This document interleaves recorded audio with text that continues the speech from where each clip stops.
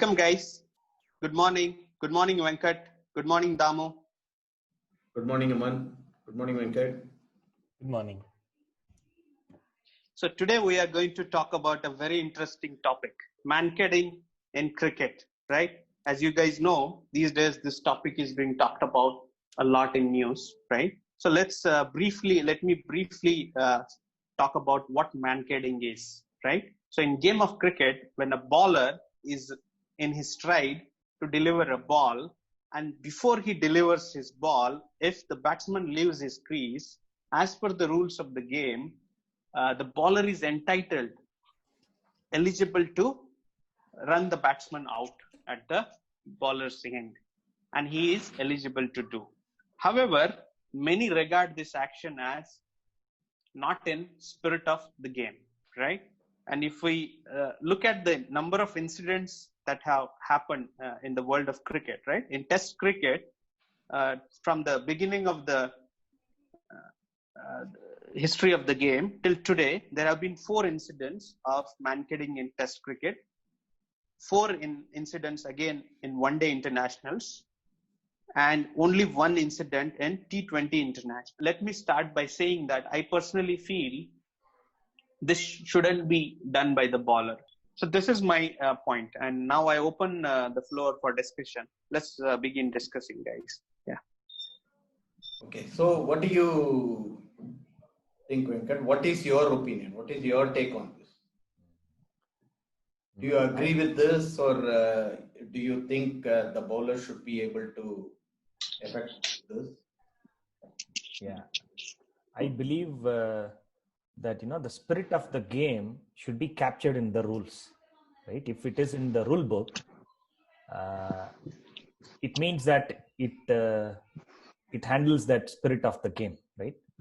And in addition to that, right, the batsman will gain an advantage, right?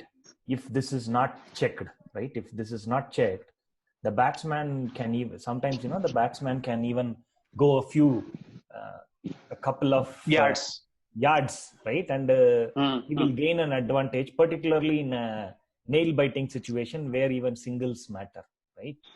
The batsman, until the ball is delivered, the batsman should be inside the crease.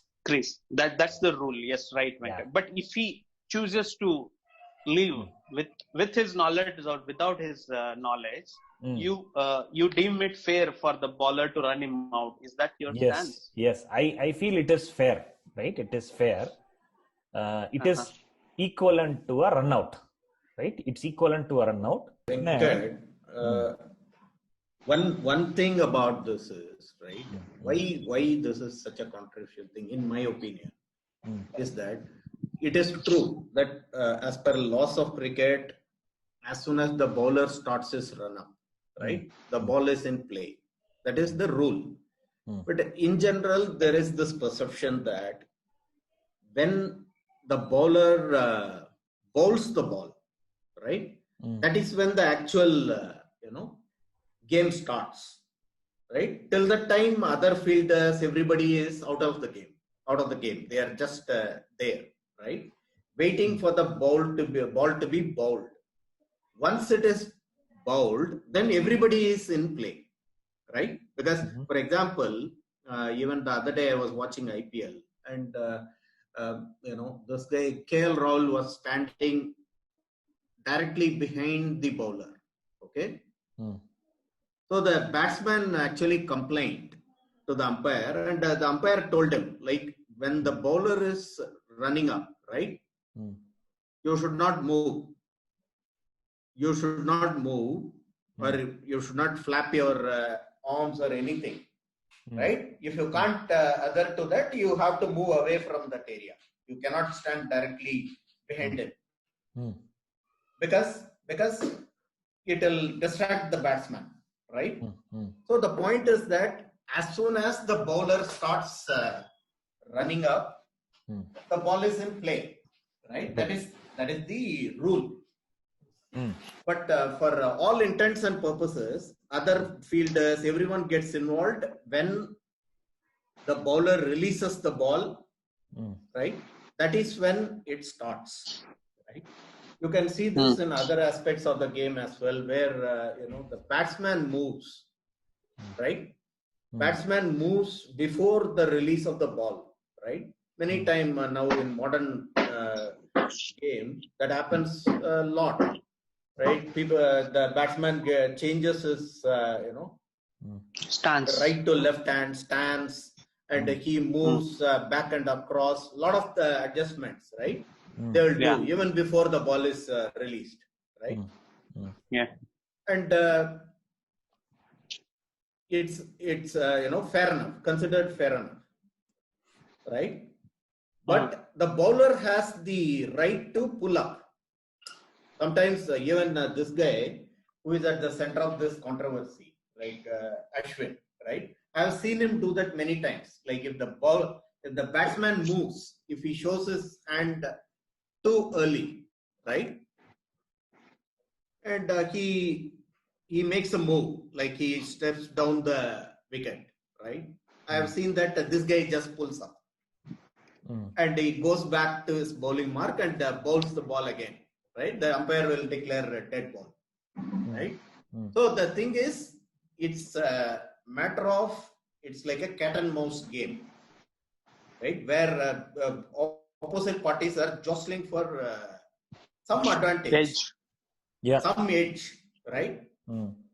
So whether it is the rule book, what the rule book says, right? As long as there is some pressure from outside, right, through spirit of the game or whatever it is, right, that the bowler will not do, the batsman will take advantage of that, right? That is what modern game is all about, right? And why shouldn't he? You understand my point, right? Because why, if that is the case, why didn't Ashwin in a recent game just a few days back, he did not Mankading Aaron Finch. He did not run him out. He gave him a warning. And I also would like to know your views on this warning, right? Whether there has to be a warning, right? At least once. Because a lot of people who accept that, okay, it is an okay way to get a batsman out, even they say that, okay, at least there should be a warning for this batsman, right? So what do you think of that? Because net, my feeling is, my thinking is that, right? It can be done, but very soon it should be the ambiguity has to be removed.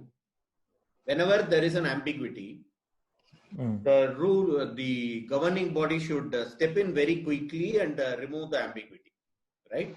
So in a way, I agree with you that he has the right, but I agree why there is a controversy, right? So that is what I am saying.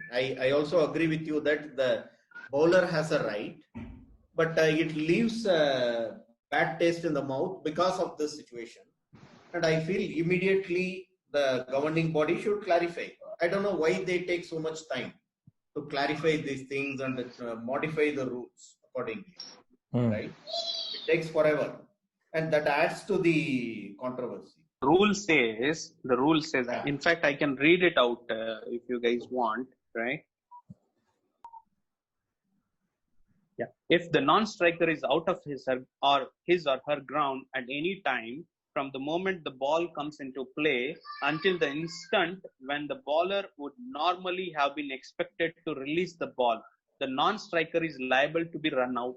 In these circumstances, the non-striker will be outrun if he or she is out of his ground when his wicket is put down by the bowler throwing the ball at the stumps or by bowler's hand holding the ball, whether or not ball is subsequently delivered. Yeah. So this is rule what is clear enough. Yeah, the rule is clear enough. But how about why do you say, Aman, that it's against the spirit of this cricket? What is your idea of spirit of cricket as opposed to rules of cricket? Yeah, very. Thank you for asking that. So I have a couple of points on that regard, right? The first thing, I agree.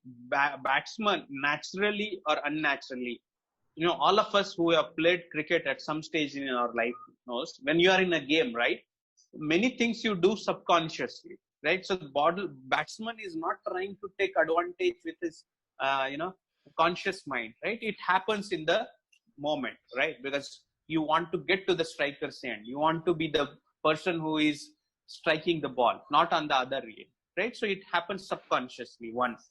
And even though, let's say, it had a batsman wants to take an edge and tries to move out, if the bowler wants him, let's say, and stops the ball from delivering, right? Then the batsman doesn't get an advantage. The only problem is the bowler has to retake his run up and do the delivery again. So in that case, there is no advantage the batsman has received. The only thing is there is a minor impact on the bowler that he has to take his run up back and do his run up again. So this is one point. So the actual advantage is not lost if you won, right? This is one point. The second thing is not everything can be written in words or rules, right? For example, right? If you recall the 1981 incident between Australia and New Zealand, where the New Zealand needed 6 runs to win on the last ball, and Greg Chappell, who was captaining the Australian side, he told his younger brother, Trevor Chappell, to ball an underarm ball, right? And at that time, it was totally in the rules of the game, right?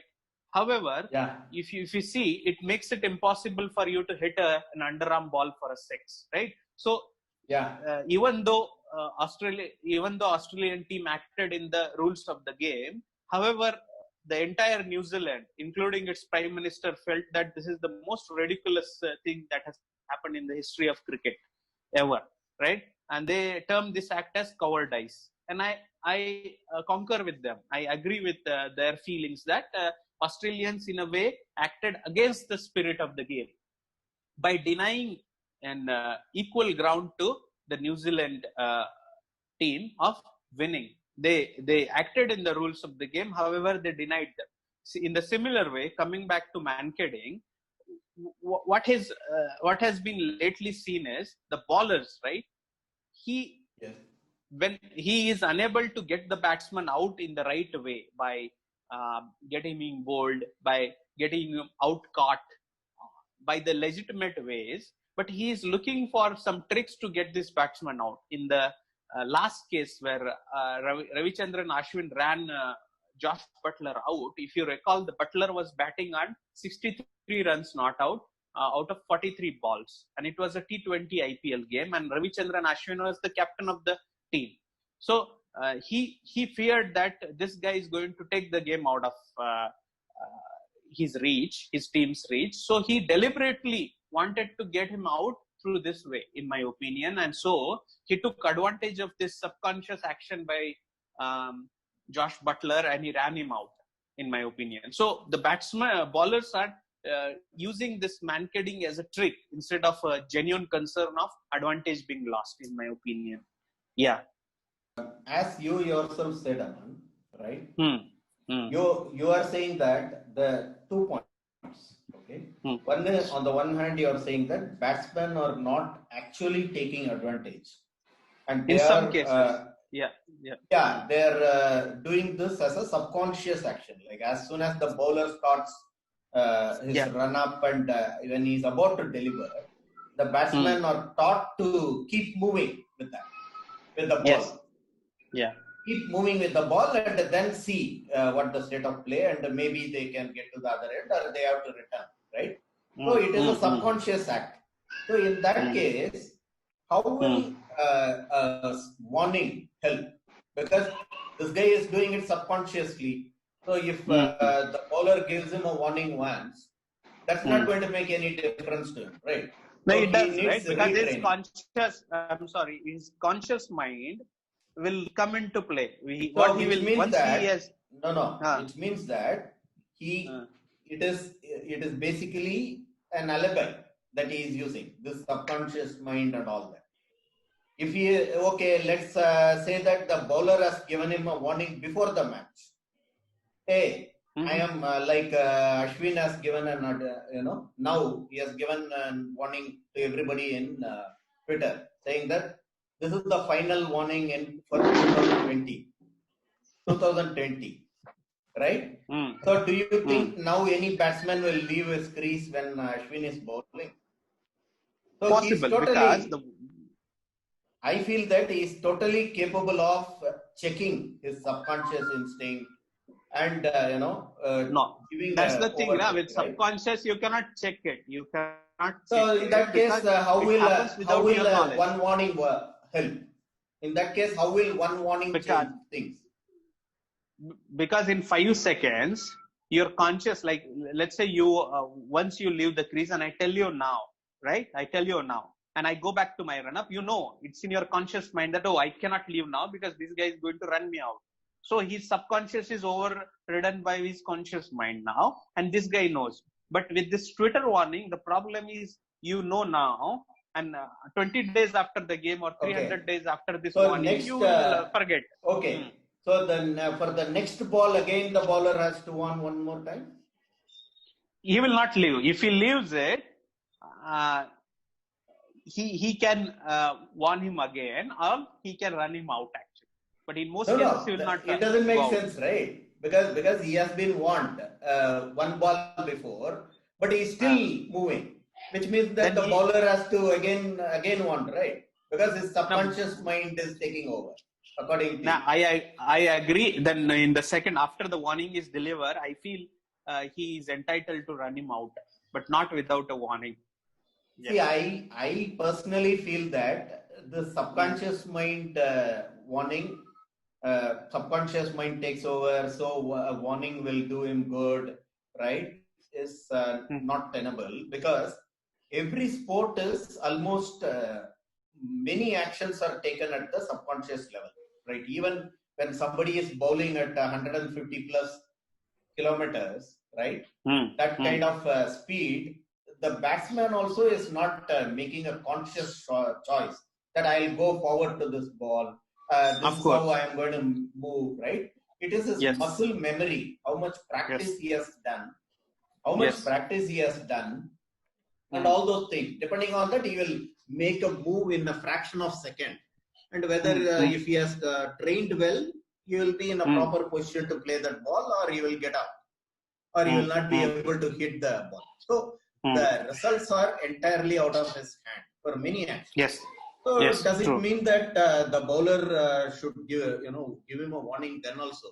Hey, I'm going to bowl this ball. It's going to be a wide Yorker, right? No. So you move accordingly, because otherwise your subconscious will not work, right? I think there is a difference, right? Because in the first case, in the case you are mentioning, there is a level playing field. The batsman knows bowler is going to deliver any kind of ball to me, and with my practice, I have to hit it to the best of my abilities, right? There is a level playing field there. However, in this case, it looks like a trick, because the non-striker feels that my only job is to run this time, right? The bowler is going to act against then he has to change his thinking, right? Then all he has to do is just change his thinking. That, okay, yeah, this has happened and this is within the rules. So, from now on, I should watch the bowler hand. And once the ball is released, then I'll move. For this, every batsman has to practice. Watch. And as he can, watch out. So, where does this warning thing come into picture? Because especially I do not understand. If he misses to watch, right, in your own words, if this non-striker misses to watch, right, same as delivery, every other situation, isn't it? If a fielder can, if he misses to watch the ball, he will lose the catch, right? So will someone tell him that, next ball. He was watching the replay. Let's bowl the next ball. No, right? It's all about the concentration, isn't it? Sports at the highest level, it's all about maintaining your concentration throughout the game for every second, isn't it? No one can relax. Like, for example, right? How even Sometimes So the underarm, yeah. in your opinion, the underarm was how would the batsman watch for an underarm? No. As I said, right? As I said, it leaves a bad taste in the mouth.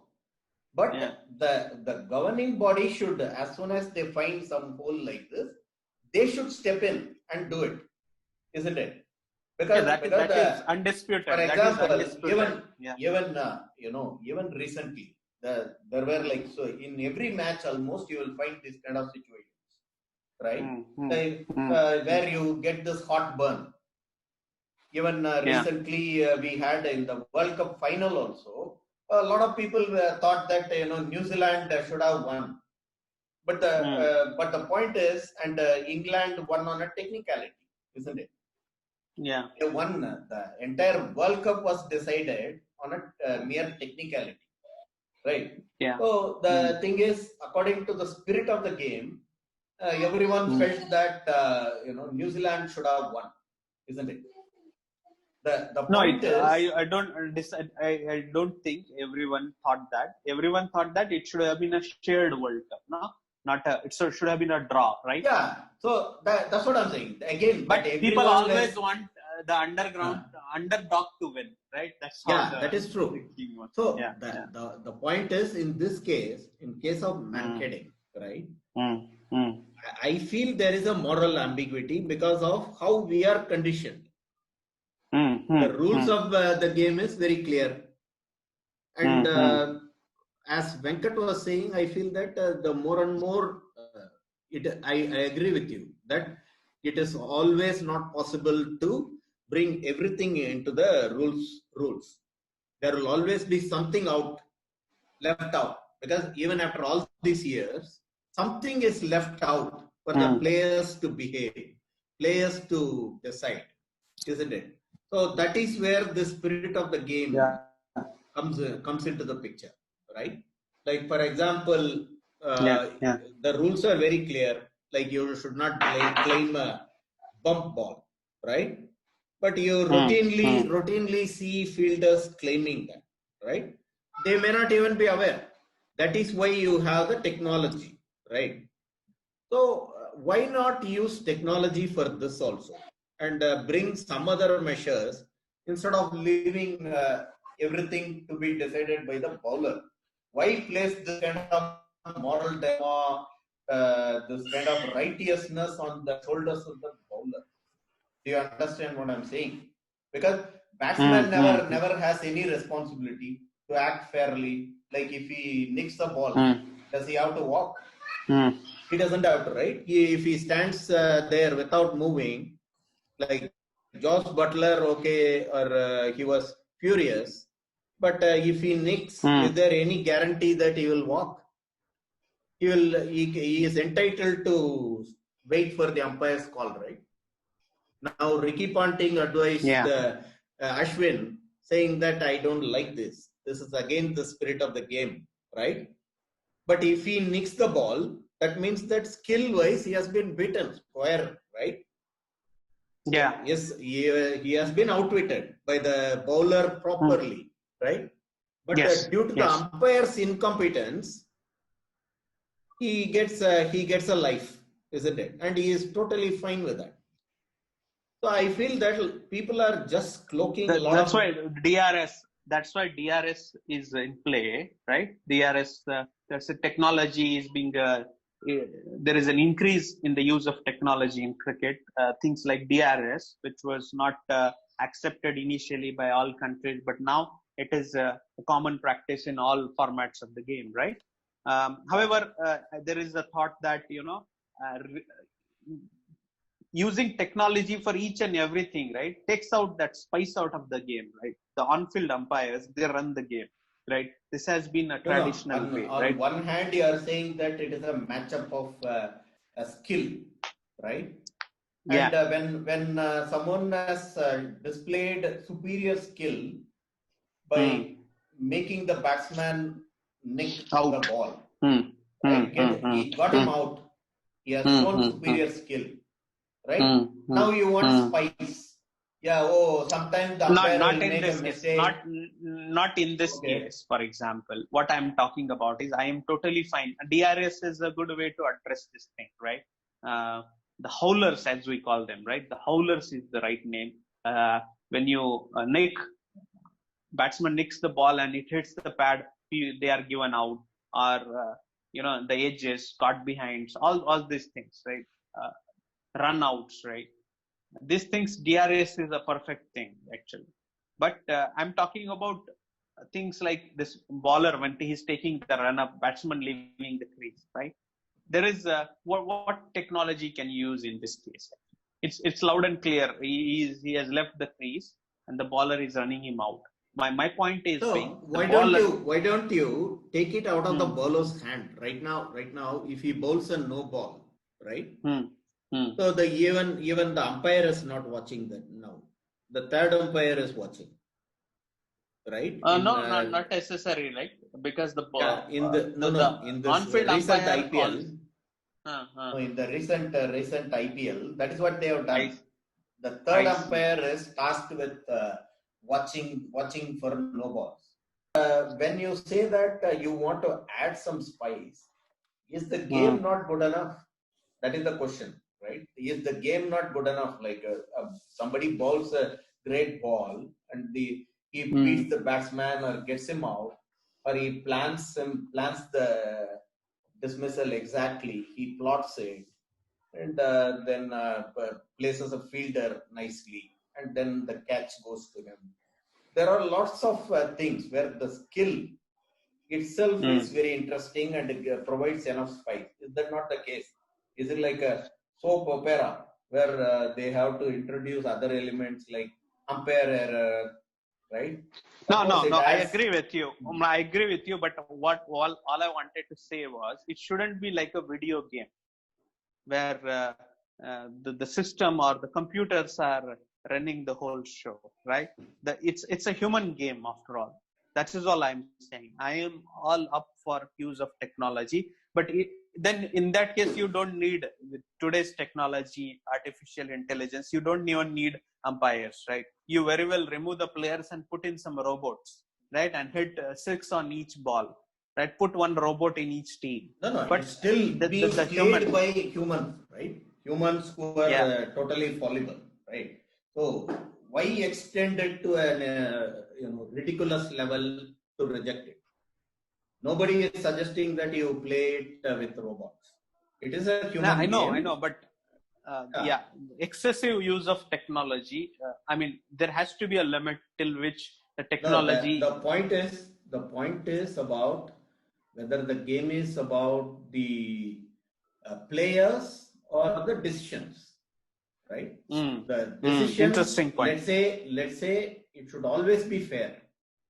If that's Mm, not the back to the Mankading thing, my opinion is that right now the bowler should be allowed to run out, right? There is no controversy there, in my opinion. There is no controversy there. But it is an ugly way to get a batsman out. So the governing body should step in very quickly and introduce some other measures of stopping the batsman from leaving his crease. Like suppose you add a five run penalty or something like that, right? mm, mm. Then it will be a more fair thing, right? Because there are so many instances where the batsman knowingly can take advantage of this, right? Yeah, Right. So yeah, there are so many occasions where it is totally unfair to expect the bowler only to uphold the spirit of the game. But yes. so as it stands, I feel that he should be allowed to run out without a warning. But as we can see, it leaves a bad taste in the mouth because everyone expects a fair contest between the bat and ball. And since not involved, it feels like it is cheating. So there should be other means of stopping this practice. That is what I feel. Yeah, but until those practices are invoked by the governing body, I feel the bowler should uh, issue a warning before executing a run out, right? Let me ask you one interesting thing. Why do you think the same people are involved in Mankading incident? For example, let me tell you, Ravi Ashwin, right? Since the first time he did it was, I think, against Sri Lanka in 2012, right? It's 8 years back. He ran out Lahiru Thirumane of Sri Lanka, right? When Virendra Sehwag was captaining the side and he ran him out via Mankading, then the umpires spoke to the Virendra Sehwag, the standing captain, who consulted Sachin Tendulkar, the most senior player in the side, and they withdrew the appeal, right? This is the first step. So my question to you is, why do you think same players, like same bowlers, Ravichandra Ashwin or Murali Karthi, he's also famous for doing these things, right? Even Kapil Dev has done it in the past, one of the greats of the game, right? Kapil Dev has done this in the past. So why do you think the same players are doing this again and again? I feel there is an angle where they feel that they have this in their back of the mind as being one of the ways of getting the batsman out when they are not able to get him out in the fair ways that the game has defined. They keep this in their back of the mind. So what are the... This is not... There is fairness and unfairness is not in the minds of people, right? The fairness and unfairness should be written in the rule book. So you cannot say it's clear, Venkat. The rules are not... rules are not appropriately written. No, that is what we are discussing. Until that is done, what is the right thing for the bowler to do and batsman to do? That is what we are discussing. See, right? I do not agree that rules are not written. See, actually speaking, the 1981 controversy that you mentioned, right? When this Trevor Chappell did an underarm bowling, right? After that incident, right, you cannot do an underarm bowling now, right? Because after that rule has been amended such that underarm bowling are not allowed unless a special arrangement is made between the two playing teams. Both the captains agree to that before the game so right now begins. So after one incident, right, which was considered against the spirit of the game, the rule has been adjusted to it, right? Now here Mankading is an age-old topic, right? And rules have been amended. Rules have been amended about the same, right? So under such circumstances, you cannot say that it is unfair if it is in the So rules. why only same bowlers execute this, not all of this? That is my question to you both. So these guys are just aiming to Mankad. They enter the game or run up just to Mankad. This is my opinion. I feel that is not fair. When you penalize a bowler for even 1 inch of no ball, right? You say it no ball even when he crosses that line, even with the 1 inch, right? Why should you not penalize the batsman for it? Right? That's the question here is, who should take the hit? Right now, the bowler is taking the hit by granting an unfair advantage to the batsman, to the runner, who is taking an advantage and covering the ground. No, he can stop. He can, if he leaves his crease. All we are asking is he stop and warn him and cancel that advantage. That's not. See, but you want to? You cannot do this. You cannot do this every time, Aman, because the bowler. Not every time. First time. That is all I'm saying. But what is happening is. But how will it help? First time in every game. No. That's not. The point here is not every game. First time, it's not about game. It's like whenever this bowler feels that the batsman is leaving the crease, so he can cancel the advantage out by stopping and issuing a warning to this guy and resume the game, right? Without all these issues. Let's say the problem, every ball he does. Still answered the question. Why the same? Why Ravichandran Ashwin? No, that is irrelevant here. Can you tell me? That is irrelevant. Not why it's relevant. This is very much relevant. In the 200 years of history, all you have are Murali Karthik and Ravichandran Ashwin and Kapil Dev once. Why? That is my question to you. That is because of the stigma attached with it, right? And if you start What talking stigma? about stigma, yeah, because you know there is a lot of Not controversy. stigma, because even the ballers know. Is There it, was one thing, Courtney Walsh. He refused. No. He refused to Mankad. Refused to Mankad. The Yeah, greats of the Courtney Walsh, game. right. Courtney Walsh in 1987 World Cup. He refused to Mankad Salim Jaffer of Pakistan. I know that when his incident. captain. Yeah, in an early World Cup game, right? Yeah. In an early World Cup game, and then Pakistan Group game. went It's on a to group. win that. Yeah, it's a group game. Yes. And then Game. Yes. in the Yes. year Pakistan went on to win the World Cup, right? So it is very much possible that they would have been eliminated, right? So the whole point is, which means that this guy got that kind of advantage from leaving his crease. Is that not the case? Yeah, that's a way to. Is that not the case? Like because of this life, basically it was a life that he received. Salim Jaffer, right? Through but he did not Pakistan cashed make a winning. In. No, he might not have. We don't know that, right? Like in the case where you are mentioning, Josh Butler is such a dynamic batsman that he might have very well gone on to win the game, right? Possible, but the baller of the level of Courtney Walsh thought that it's not fair. Why? So let's say tomorrow, right? In another game, and I am sure Courtney Walsh has done this, right? There is a caught behind, right? Where everyone appeals and the umpire gives the batsman out, or there is an LBW, right? Okay. And later replays show that it's going down the left side. So Courtney Walsh would recall the batsman. This is just a idea that people have got that this is wrong, right? Why do they have that? Because of all these unwanted controversy around it. Otherwise, there is a difference. I'll tell you why. The difference is because when Courtney Walsh is taking strike to ball and he balls a ball, the batsman is knowing, right? I have to defend it. It should not hit my pads. I need to hit this ball. Make sure it's not even a contest of getting me out, right? When he's adjust leg before LBW, right, or caught behind, right? The batsman has erred that, right? In that case, so maybe this batsman, right, a particular batsman can say that actually I was not expecting an in swinger. So according to you, it matters, right? No, he is.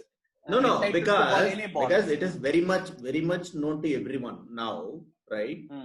That the rules of the game are that you should not leave the crease before the bowler releases the ball. You should not. It is known to you, but you are claiming that no, but it still has not reached my subconscious. Yeah, that's fine. That is what I said. That's what he can warn him and redo, right? Once. This is not happening daily, right? Why is that not one thing? daily. No. See, if you are saying 200 history, okay, tell me one thing. In 200 years, 5 incidents of Mankading Test match cricket. That is what I'm saying. The problem is with the stigma. So remove the stigma. Right. Right now, for example, people like you are saying Courtney Walsh did not do Mankading. Okay. He is a great gentleman, you are saying. Okay. I also agree that he is a gentleman. That is besides the point. But there are people like now Sunil Gavaskar is there, who is no less a luminary of the game. He is totally in support of this Mankading. Yes. Right? So why is that? Yes. And even Ponting said, right? Ponting after discussing and saying, giving out statements that I am not comfortable with this. On this particular instance, when he saw the video, right? He said, I would have told you to run him out. Because he was like 2 yards down there, right? So the point is, when there is if you give them an inch, every player will take, a quarter, right? If you give him an inch, advantage, they will gain yard, 2 yards. What is stopping him from just simply running to the other end? Okay. Right? Yeah, Don't fair we enough. see that in the modern game?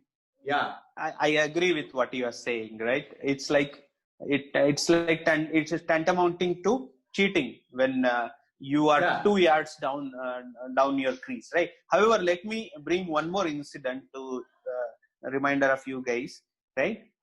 This is something that happened in under 19 World Cup in 2016, game against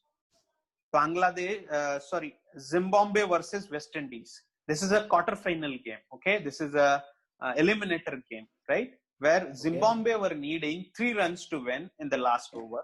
This is under 19 World Cup that happened in Bangladesh.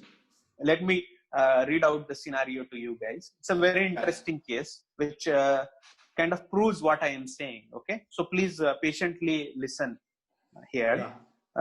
So the last over is going on. Zimbabwe needs 3 runs to win, only 1 wicket in hand.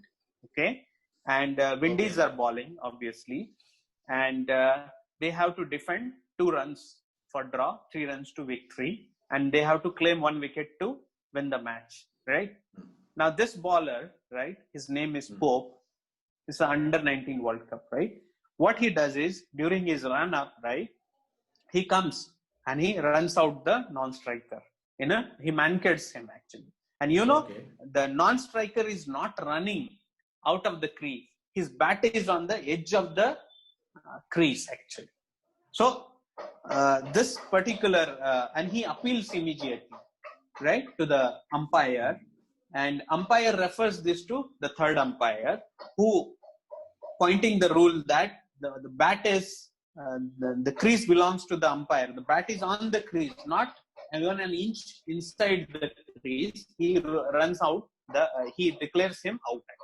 So, do you think this is fair? Is the batsman trying to take advantage here, or bowler is trying to trick batsman into out and eliminating the opponent's team? What do you think? I don't understand this terminology of tricking the batsman. So yeah, what if it happens at the other end, right? This batsman runs to the other end, right? And he is like, okay, then the bowler throws the ball to the keeper and he takes the bails off, okay, and his bat is on the crease, not behind the crease. So is there any question in your mind whether he should be out or not? No question. Does it matter? How does it matter whether he is 1 inch behind or 1 feet behind or 2 feet? It doesn't matter, isn't it? Why is the batsman out of his crease? That is the only question, isn't it? Why is he outside the crease before the bowler releases the ball? By how much does it matter? It doesn't matter. However, in this case, even before the ball was in play, the bowler got the non-striker out. That is your interpretation. That's why I said in the beginning itself, right?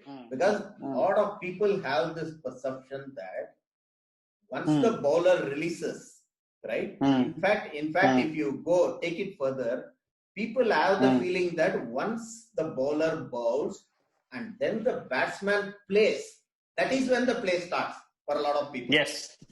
Right? Yes. That is where the play starts. Right? But that is not how it is, right? The ball is in play the moment the bowler starts his run up.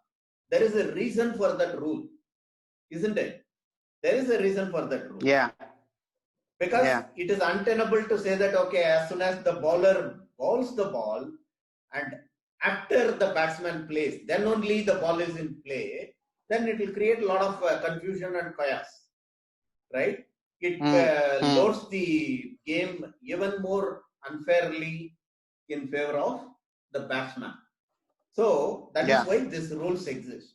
So the batsman knows that. So it is entirely possible for the batsman, or in fact, it is not even possible, right? I feel that it is just an alibi used by batsmen to gain advantage over the bowler in every case. So the bowler can cancel the advantage out by warning him, right? Instead of creating this bad case. From your own admission, you are saying it leaves the bad taste in mouth, right? Your own admission. Yeah. So my question is, why cannot you cancel out the advantage and by warning him? Yeah, tell me. It is the same thing that you are saying, right? When you bowl a ball, right? And the batsman hits it for 6. Then it goes in some venues. Now you have a roof. And if it hits the roof or the camera, the spy cam, any of those things, right? Then it is declared a dead ball, right? So then like a bowler feels elated and the batsman feels cheated. Because, it is unfair to the batsman. Do you agree or not? But yeah, that is the nature of the game. I feel that these are the guys who are totally opportunistic and they are entitled to be, right? Other people have some heightened notions of the spirit of the game and all. Like if you look at the same question, like Sachin Tendulkar gave this mighty advice. Okay, take back the appeal, right? Appeal, right? So okay, if he is given, not playing by the rules is amounting to disrespecting the game. When he is playing, when he is feeling. No, so Venkat, right? In case of New Zealand and Australia, the Australian team acted in the rules. So are you saying they acted properly? Aman, at that point of time. Yeah, you're saying now. No, wait a minute. See, that forget about that incident. After that, why? There is no ambiguity. No, the Australian we are talking about acted in the rules, right? No, we are talking that's what I'm saying. You cannot say rule wins rule. Just listen to me out. Listen to me. So that was like, first such incident. And after that, rules have been modified. Okay. The underarm bowling. Okay. Right now, Mankading, many incidents have happened and rules are in place. Fine. Right? There is a difference between that and this. Okay. There is a lot of difference between underarm bowling and this, right? They are not equal. Okay. Here, when the rules, it is not that there is no rule. In underarm, there was no rule, right? Here, for Mankading, there is a rule. There is a clear rule that the batsman can be dismissed, right? And so in underarm also, there was a rule that underarm can be bowled if bowler chooses. No. So that basically, there was no rule that underarm. No. Let me make it clear. There was no rule that underarm should not be bowled. So it means the same thing, right? No, there is a difference. No rule and rule means same thing, right? It means allowed, right? So there is no rule that ball can be hit in the air, right?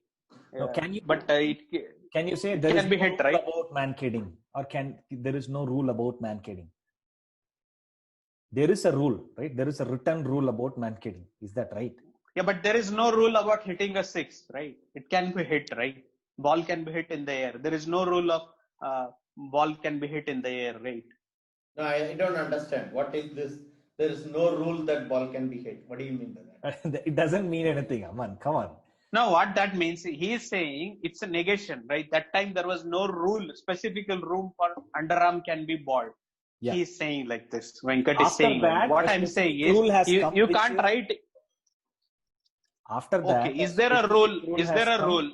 Okay, let me give an example. Is there a rule in cricket saying a fielder can jump and near the boundary, catch the ball and throw it to the second fielder and go inside? It adapts, right? This is the way things. There is no rule written like this. So, but people do it, right? No. That is different, isn't it? Like can you say that there is no rule about? Can you say that no? This is the way to play the game, right? Any sport, any rules will be like, okay, this is the way you should behave. Like for example, a company will have a rule that you can wear a particular kind of dress. They cannot have rules like, okay, you should not wear lungi, you should not have dhoti, you should not have, because then if they cannot have a rule book by exclusions, they can only have inclusions. This is what is allowed.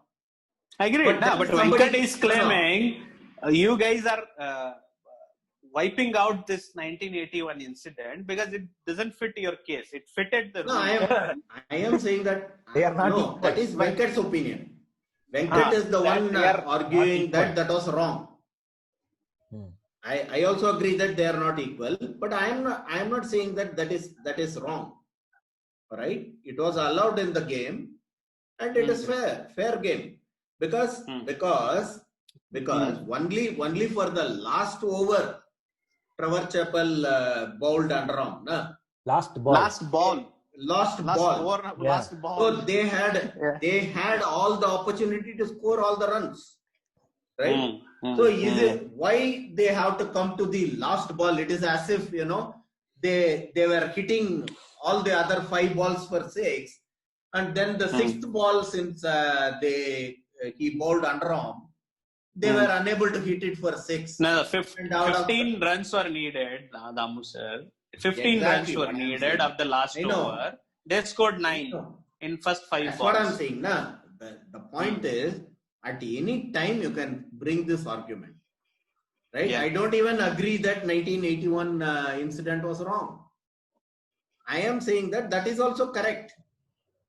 I agree that it left a bad taste in the mouth, but when it happened, it's correct. Yes, it was. And legal. then you feel that, okay, it was unfair. Okay, immediately the governing body should step in and change the rule. But as long as that rule is there, it is totally fair. Yeah. It's totally fair. There is no question of unfairness. That is what I'm trying to say. Because the rules are known to both the sides. Just like you are saying, when the bowler bowls, the batsman is expecting that it could be anywhere. It could be bowled anywhere within a particular area, and I have to deal with it. It will come at any speed. It will come with any spin. It may come in, in swing, out swing. The bowler doesn't have to warn me. The bowler, the batsman knows. Yeah. Same way the non-striker also knows, right? In this case, in 1981 case, why it leaves even more bad taste is because, it was totally unprecedented. There is no clue because there are so many ways in which ball can be bowled, and they did not exclude all the other things at that point.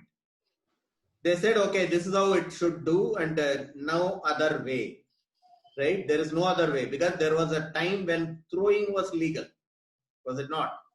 Throwing was also legal. Throwing the ball was legal at one point in time. So then they found that it is totally unfair to the batsman. So they changed that. But as long as it is there in the rule book, there is nothing against the spirit of the game or fairness. But if you feel that this is unfair to one party, then the rule has to be changed. Yeah. Till that time, it is legal, it is fair. That is my opinion. Yeah. Okay. So, in conclusion, what I feel is that, right, so the Mankading definitely leaves a bad taste in mouth because it's considered, not considered a fair contest between bat and ball, which people expect in a game, right? So, but my point is that anything that is in the rule book should be followed by both sides, and the party violating that is the one going against the spirit of the game, which in this case is the batsman who is violating the rule. He knows that such a rule exists before getting into the game, and it is fair game, and this applies to every other situation, like claiming a bump ball, anything, right? As long as it is allowed by the rules, right? It does not violate the spirit of the game. And I also agree that there will always be situations where it is not, that particular specific situation is not yet covered by the rule book. In that case, it is the responsibility of the governing body to step in and clarify that. as soon as possible? First of all, I believe that, this is a repeat of what I said in the beginning. The spirit of the game should be captured in the rules, right? And for mankading, it has been captured in the rules that a person can be declared as, it can be called a run out if a person tries to get if the batsman tries to get an unfair advantage after the ball play has begun. However, at times, I also feel that this is this may be a little excessive, like, declaring the person out. So the governing team can consider, giving other penalties. For instance, they can say that it should be a short run and the batsman should interchange the position, or they can deduct 5 runs from the playing team's tally, right? All this can be done if many people in cricket consider that this is against the spirit of the game, right? However, right now it's clearly written in the rule books that mankading is legal and it is totally fair, right? So I also believe that a person should be the batsman should take extreme care, and he will be out if the bowler does the mankading, right? And it is perfectly legal, and I believe it is definitely not against the spirit of the game. I agree with most of the things you guys have said, right? In the present laws of the game, it is legal for the bowler to run out the batsman, right? But as you guys yourself have said, it leaves the bad taste in the mouth for people, because there is no fair contest in getting the batsman out in this way, right? So I feel that there should be a warning given by the bowler before executing any such action. I also feel that the governing body can edit the rule to include uh, a warning being given as well as the penalty being added, if at all possible, right? In this case, right? However, I feel I would like to also add that the spirit of the game is a larger term, right? It cannot be written down in the words. Like a human spirit cannot just stay in the body, right? It's much beyond the body. The same way in cricket or any game, the spirit of the game cannot be written down. There are so many things that will be present which can never be written down, defined as rules. And the people playing it, the audience who is watching the game, they all have to understand it's larger than the rule book, actually. This is what I would like to say in my concluding remarks. Thank you.